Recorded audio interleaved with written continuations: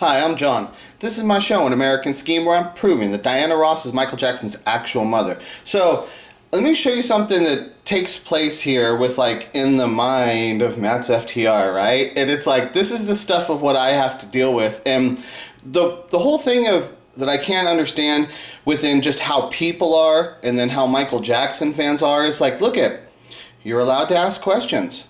You're allowed to think. You have a brain, don't you? You're supposed to be concerned about things that affect the world and things that are transpiring and stuff. And you're supposed to be a Michael Jackson fan. Okay, well, just ask questions. Use your brain.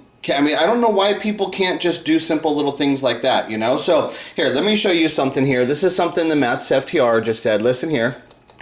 John's recent videos, like the ones he's made in the past week or so, have been some of his best evidence ever. But I'm still not going to believe his theory until Diana Ross herself admits to it, takes a DNA test or a lie detector test or something like that. Okay, so unless Diana Ross admits to it, takes a DNA test or a lie detector test, that's just ridiculous that you'd even bring in a lie detector test. That's just like, doesn't matter at all. Okay, so because with the lie detector test, you would, first of all, you'd have to know the person giving the test. Like, you would have to know that they're not paid off. I mean, it's not valid, you know? It's like, it's so easy. Plus, people can, if they're like master manipulators and they know how to lie and they know how to beat it, there's ways to beat the lie detector test. That's why it's not admissible in court, okay? So if Diana Ross admits to it or takes a DNA test, now let's pose this question towards you, Mattsftr. Let's say we're living in the world. Let's say Diana Ross comes out and says, like right now, in the world we live in right now, let's say my Michael Jackson story has never come up, just we live in the world we live in right now, except you've never heard about my Michael Jackson story, right? Let's say I've never made that discovery and it's not out and stuff, right? So let's say right now, Diana Ross comes out, she does a press conference, and she says, Janet Jackson is my daughter. And she says, here's a lock of hair I took from her when I gave birth because I was going to abandon her, and she ended up with the Jackson family. Like, she gives some story, right? You know, so she says, Janet Jackson's my daughter. And she says, look, this is a lock of hair I cut from her head when I gave birth to her. And she said, I had a DNA test ran on it, and this is the results of the DNA test, and it proves that Janet Jackson's my daughter. Okay, so right there you would have a confession by Diana Ross, and you would have an alleged DNA test and a result, right? But then the Jacksons come back and say, Diana Ross has lost her fucking mind, right? The Jacksons come back and say, Diana Ross has lost her mind. She's obviously dealing with some kind of mental issue and stuff, right? And then the Jacksons are saying, Janet's obviously our daughter. The Jacksons are like, we don't even know where this is coming from. We don't understand what's going on here. The only thing we could think is that Diana Ross has gone crazy. Something is wrong. She's having a mental breakdown. Okay, so now you're faced with those two news results and stuff. You're with those two news stories. You're having Diana Ross saying she's confessing that Janet Jackson's her daughter. She says she has a lock of her hair, and she's taken a DNA test, and it's proven it's her daughter, right? So then the Jacksons do a rebuttal against that news story and say, Diana Ross has lost her mind. So if you were faced with that issue at that moment, what would you think? Like, this is just simple as that. Okay, so because you're asking me, I got to get Diana Ross to do this and do that. Okay, well, if she did do that and the Jacksons came back and said she's lost her mind and stuff, what's she talking about, right? So if you're faced at that issue, now there would be court battles and all this stuff. It could drag on for years before we would actually know and actually, like, you would have to prove, she would have to prove, like, that to get the Jacksons to force them to have a DNA test done, that's not, like, such an easy thing. The Jacksons just was like, they would come back and say, why would we even do that? You're obviously, clearly, you got some kind of mental problem going on. So what would happen first? Would Diana Ross have to pass a medical, like a mental examination first?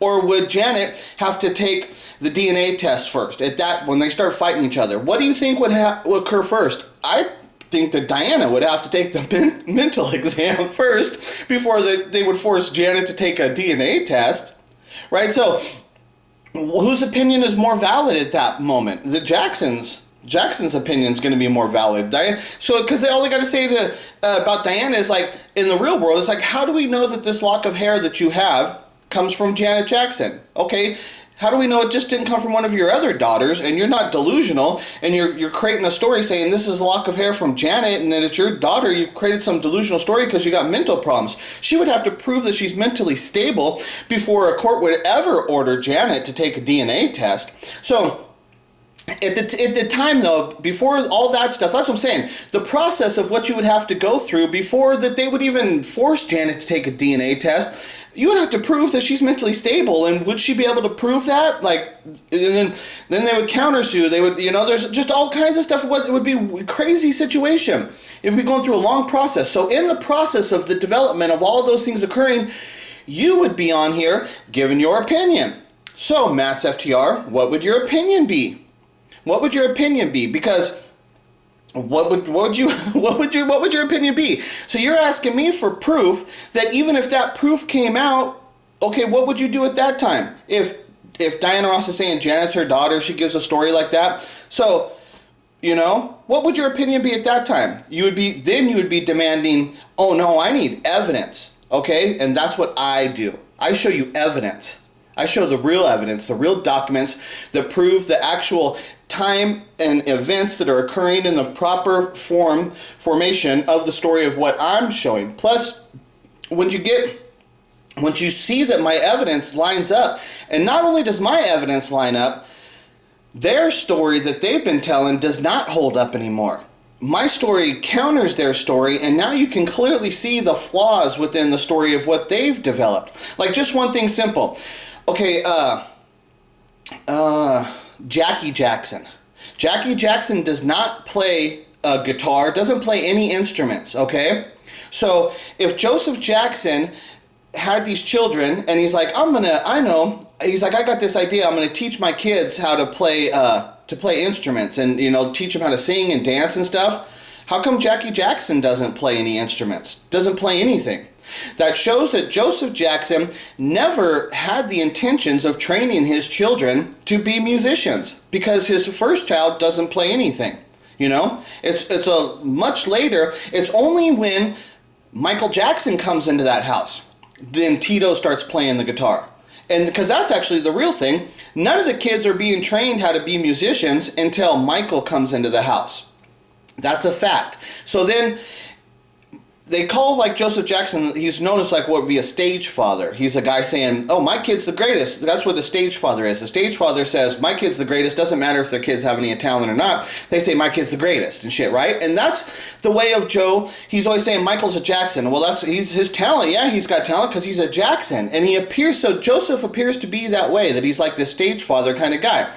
But if he was that stage father, how come Jackie Jackson doesn't play any instruments? And then how come Tito, because Tito's the one that starts playing guitar, because Jermaine plays bass, which I'd have to check on who's older on Tito or Jermaine. Actually, I'm not positive on that. I think Jermaine's older, though. I'm not positive, though. I'd have to double check on that. But Tito's the one that starts playing the guitar. But that doesn't occur until Michael comes into the house. Then, when Michael Jackson shows talent at 5 years old, what's the reality that Joseph would acknowledge his talent? Because he doesn't acknowledge his talent when he's a star, when Michael's the biggest star on the planet. He doesn't say, oh yeah, Michael's so great, boy, look at what he's doing. He takes away from that. He discredits him and says, well, it's because he's a Jackson. See the contradiction? Joseph is always saying, well, he's a Jackson. Okay, well, he didn't trust the talent of his other kids and stuff, and he didn't take them on the road. He didn't build a band with them and wasn't taking them on the road. If he was so into that, he's a Jackson, why wasn't he training the girls? How come the girls aren't singers? Why wasn't one of the girls a lead singer of a band that he had formed with the boys? How come he didn't build a band that way? Much before Michael comes into the house, he could have already done that. That didn't happen, though.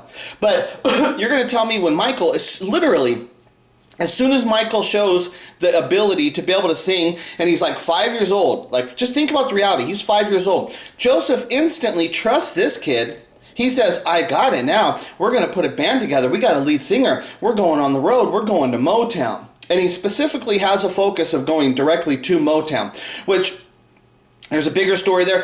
I could harp on that and I could prove a lot of things with that, but there's there's a piece of evidence out there that counters me, is that Stevie Wonder is actually related to the Jacksons, and Stevie Wonder went to Motown, so there could be, like, you could say, oh, well, no, his focus and stuff was on Motown because Stevie Wonder went to Motown as a young artist, and you could say that, okay? So that's why I don't constantly say that, because there is a piece of evidence out there that could bring up the theory that that's why he's going to Motown and stuff. And I don't mind putting that information out there because it's the truth. I'm not trying to hide any information. And what's happened is I've come to that conclusion that, well, that could be a logical reason for why he's got this focus on going to Motown. But in reality, he would have been focused on the local stuff, but he was focused on Motown, but he got turned down from Motown. That's when he focused back on the local bands and got signed to Steeltown Records and stuff. And then he had to do that because he had to show Berry Gordy that we're going to get a record deal and we're going out on our own. But then when Berry Gordy saw that Joe Jackson was going to do it on his own, that's when Berry Gordy says, oh, we need control of this situation.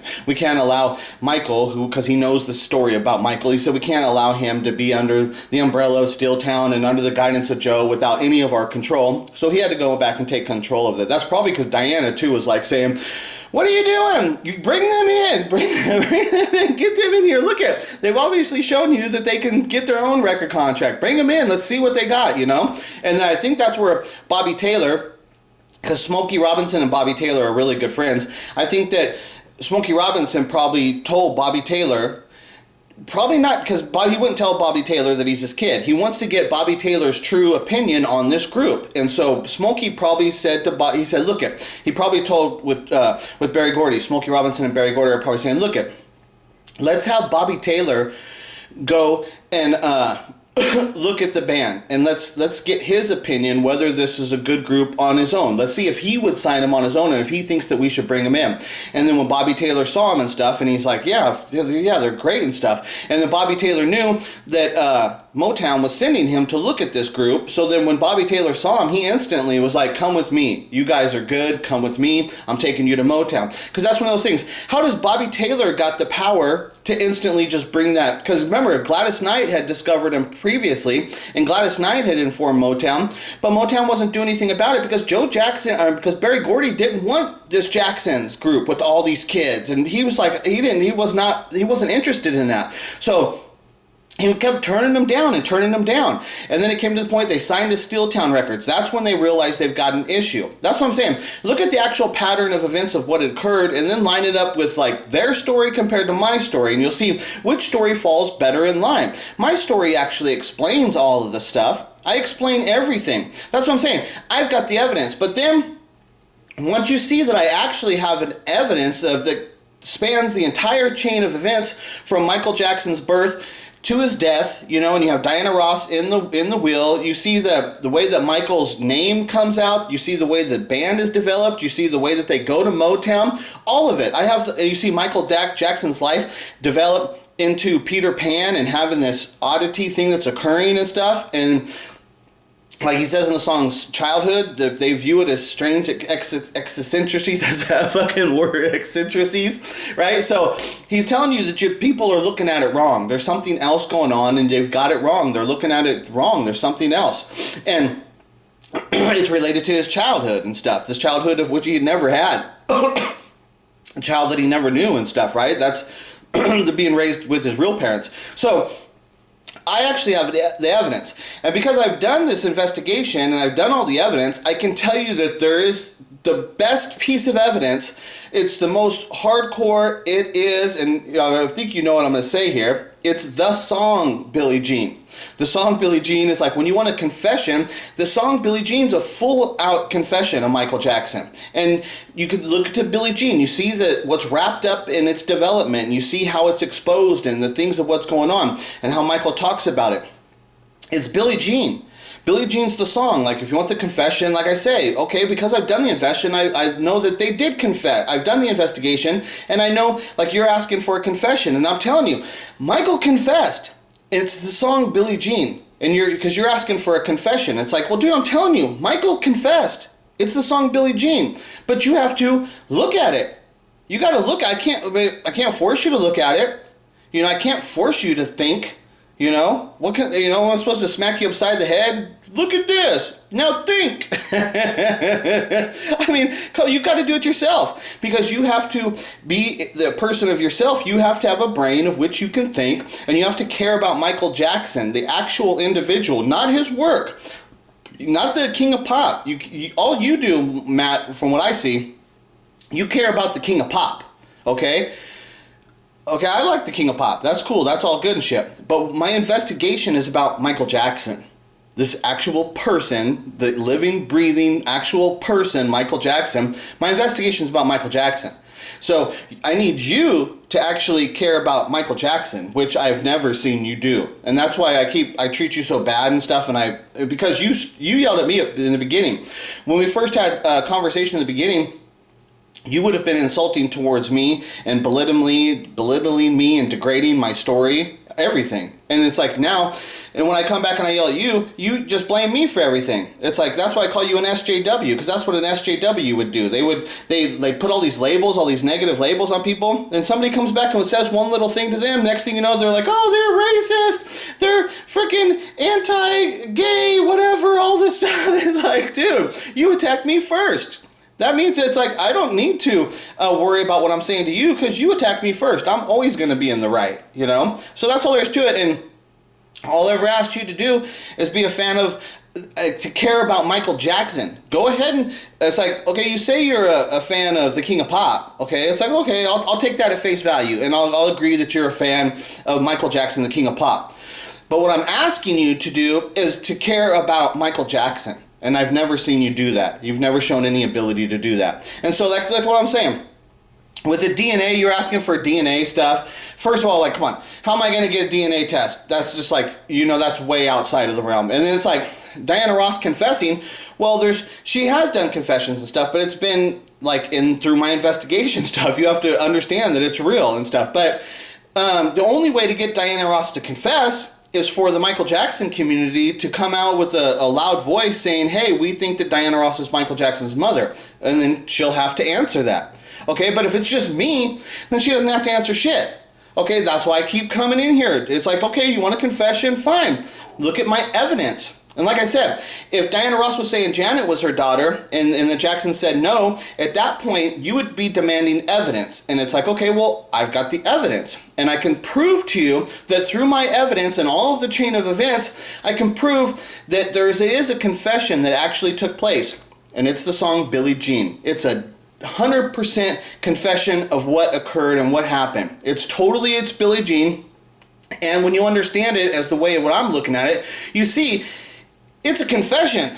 This is why I can 100% say that there's no doubt, absolutely no doubt that Diana Ross is Michael Jackson's actual mother and the Smokey Robinson's the father. I know the story because of Billie Jean. Without Billie Jean, I still have my story and I'm still building it. But I could see how people could like not be sure and they could say, this and that and this and stuff. And they can mix. But Billie Jean, there's no way past it. The understanding of Billie Jean from the way I'm explaining it, there's no other story. It's a confession. Michael confessed. He put it in his artwork. Nobody ever understood it.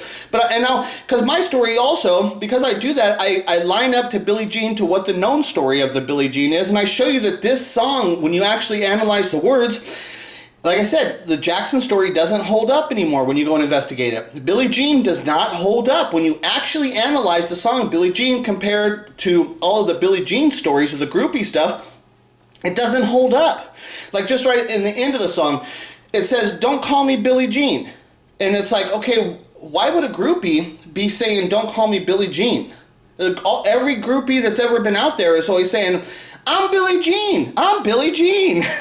I mean, it's just like stuff like that. It's like, dude, all the people out there is always like, no, I'm Billie Jean. I am the Billie Jean. I'm Billie Jean. They all want to be Billie Jean. But in the song, it says, "Don't call me Billie Jean." And I think the next line, but it's hard to tell, but I think it says, "A style much too seen." And it's like, okay, well, Diana Ross playing Billie Holiday, she got nominated for an Oscar for that role. So if you want to say like Diana Ross being like, "Don't call me Billie Jean," that style is much too seen. You know, people are going to understand this and stuff, but they never did and stuff, you know. But my story actually explains everything. And that's why I tell you, if you want a confession, listen to Billie Jean the way I'm explaining it. Look at the evidence and how it traces the actual timeline of events that have actually occurred. You'll see, because like I said, if they came out to you and Diana Ross is saying this about Janet and the Jacksons are saying no, you would demand evidence at that time. Okay, so you would have to find evidence. Okay, well, what I've got is the evidence. And so from what I'm telling you, I can show you all of the evidence. And that chain of events leads up to the song Billie Jean, which is a confession. And at that point, I don't need a DNA test. What's the point? You don't need a DNA test because you can clearly see the connection between Michael. Like there was that one video I told you to give me your opinion on, where Diana says, Michael could be part of my family. We have a lot of the same bone structure. Then the guy said the remark about Michael's had surgeries. Okay, bone structure is an entire body. And what you did, Matt, you validated the reporter guy, the TV guy, you know, the TV host. You validated his opinion over what Diana Ross was saying. You took the opinion of some guy just cracking a joke compared to Diana Ross sitting in that moment and making that statement about Michael Jackson. I think that her opinion and her words about what she was saying about Michael Jackson in that moment is much more important than some stupid joke that the night frickin' host guy, whatever, the guy making a joke and shit. But you gave him all the credit. And he said, oh, he said, look at the joke he made about Michael having surgeries. Okay, well, bone structure, like I said, bone structure is an entire body. Look at the body formation of Diana Ross and Michael Jackson. Bone structure. They have an immense amount of similar bone structure of their entire body. They look the same. They have so much of the same bone structure. It's not just in the face. It's their entire body. It's their shoulders, their arms, their elbows, their legs. I mean, everything. They have bone structure. And that's what Diana was telling you. He could be part of my family. We got the same bone structure. And it's like, dude, whose opinion is more important? Diana Ross's or some TV host guy? But you thought the TV host guy is important. And it's like, dude, it's not my fault. You can't fail. You're failing to deal with reality when you're faced with this. See, like, here's the thing, like in the real world, Matt. Here's a story of what was presented to you. And all this story said is use your brain and give your best opinion. And what happened is, because I've had this experience with you, Matt, is you were unable to use your brain, and all you were able to do is give crappy like opinions based upon like how a SJW would give their opinions. And it's like that's really who you are. And you yell at me and say I'm an asshole for pointing these things out, but it's like, in reality, if I was a loser like SJW like that had crappy opinions, I would hope that somebody would point it out to me so that I could better myself and I could fix that problem. But you don't want to do that. You want to attack me. It's like, dude, I'm helping you. There ain't nobody in the world that's ever going to help you. I came to you, I offered you a chance to give your opinion, and you failed. You had no opinion. You couldn't make your own judgment upon a story that's not out there. A story came to you and said, look, this is evidence. This is what's going on. You couldn't judge it properly. So you had all the weaknesses. And instead of you dealing with your own weaknesses, you decided to always just attack me and try and belittle me and try and get my story out of there. Because then that gives you, and then what you want me to kiss your ass. And I'll never sit here and say that you're good at this. You're not.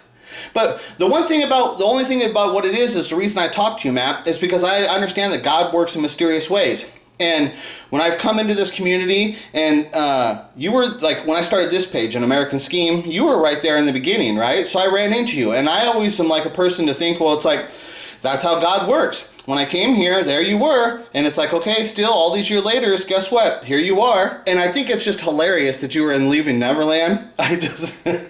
I think that, like, to me, I like that they put you in there, but they put you in there to look like an idiot, and I've had the experiences with you, and I think that they were very justified, and their opinion of you was very valid to call you like an idiot Michael Jackson fan. I think that's exactly who you are. You're exactly, the way you were portrayed in Leaving Neverland, I think that's who you are. That is the person you are. But you're a human being, and I still am willing to give you chances, and because you are in the Michael Jackson community, and so I still give you chances, and I try and make this help you and get you to see the truth and stuff. And it's just like, I'm still trying to get you to actually give your opinion. Okay, use your brain. Give your opinion, you know? That's what I'm saying. You've had the opportunity. You've been here in a chance to use your brain and give your opinion, and you just failed, and you just refused to do it. And it's like one of those weird things of what I have to experience when I have to watch like somebody like you being pathetic, a total pathetic loser of what you actually are from this encounter of what you've had with me. And I have to like look at God. It's like one of these things that's like, I'm going to learn from this situation, which regardless of whatever happens with you, Matt, whatever happens with your place in this story, like God gave you an opportunity. So it's like, I'm not going to deny God. You were around here, and God is giving you this opportunity. So I'll tell you that I don't think you're going to do it. I think you're a loser and stuff, but there's the opportunity still there for you. God gave you that opportunity. I didn't do it. That wasn't something that I did. That was something that God did to put you there, make you be the person you were, but you're refusing to deal with the opportunity of what God gave you, not the opportunity, because I could care less. You're just a fucking loser to me and shit, like I constantly am saying and shit. I don't like you. I think you're stupid. I think you're a total fucking loser. I think you're a bad person. I think you're much more of like the SJW than compared to being like some kind of strong American, proud American, like kind of, because you're not American anyways, but that's the image of what you portray. I don't look at you as some kind of American patriot, a thinking and strong individual. I don't look at you at any like, I look at you like some dumb fucking SJW loser and shit, right? So that's it. So let's see if you could use your brain, Matt. That's all I've been ever asking you to do. Can you use your brain?